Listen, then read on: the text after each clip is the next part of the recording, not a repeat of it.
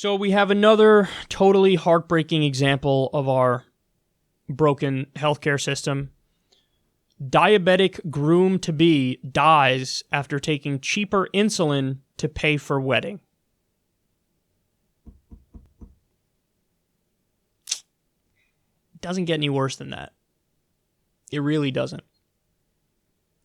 So there was a specific kind of insulin that he took, which was good for him, and it literally, in order to save up so that he could afford his wedding, his doctor recommended a cheaper brand, a Costco brand of insulin. For whatever reason, that particular insulin did not work with his body, and he died.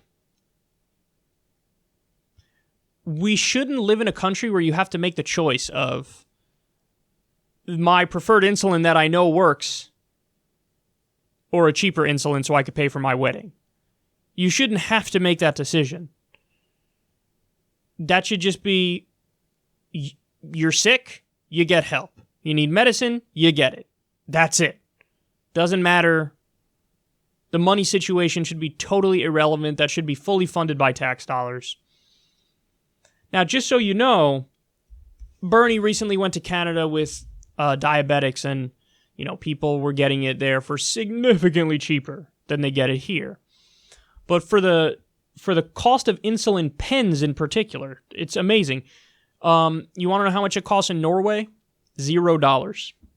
Scotland, $0. Thailand, $5. Australia, $28. Mexico, $35. Taiwan, $40. Greece, $51. Italy, $61. Canada, $70. Germany, $73.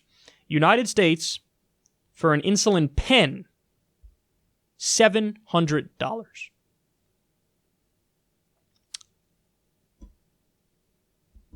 Make no mistake about it. This is because of the unending greed of the pharmaceutical companies.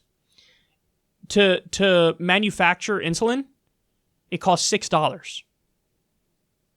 And going off of the numbers from last week for Bernie's trip to Canada, they make insulin for $6 per vial, and then I believe it costs $36 in Canada to buy it, and in the US it was like $3.60. That's the vials. The pens, again, more expensive in the U.S., $700 for the pens in the U.S. But inexcusable. Inexcusable. Just so everybody knows, this idea of like market fundamentalism, of like whatever the price is, it's like, dropped from the heavens, and that is what it is, and so we can't argue against it. That's just the way economics works, bruh. Well, no. The rules are rigged in favor of Big Pharma, to the point where whatever they say, we pay. There is no negotiation. In other developed countries, there is a negotiation. The government negotiates for better prices.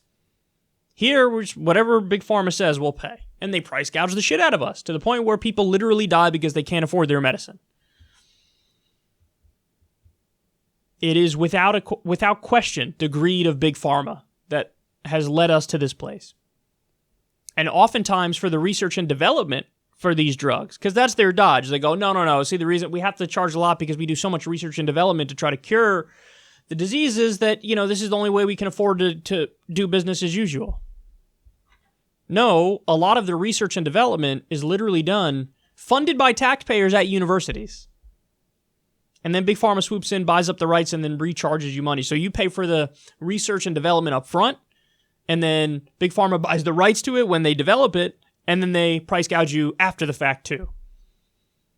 See, this is the problem with corruption and money in politics. The only reason this system is functioning as it's functioning right now is because Big Pharma has bought our government. Because there's no logical, argument for why it should be like it is right now, but it is. So we get headlines like this, and this isn't even uncommon, I'm sure.